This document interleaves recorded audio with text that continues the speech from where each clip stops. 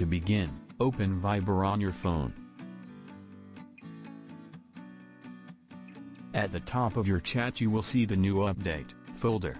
Tap on it. Now tap on Manage Folders. From here you can create a new folder. If you want to use this existing folder, tap on it. From here you can add or remove chats, rename this folder, or delete this folder.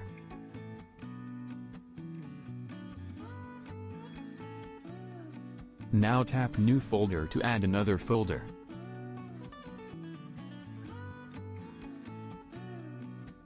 Select the persons you want to add to this new folder.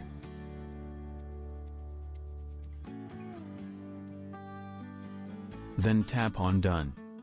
Similar way you can add contacts to the old folder.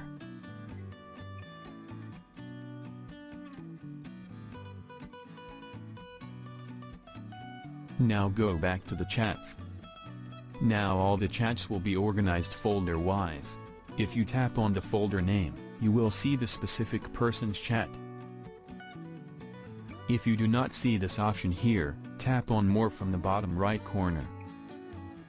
Then select Manage Folders. You can add up to 5 folders. So in this way, you can organize your chats into folders on Viber.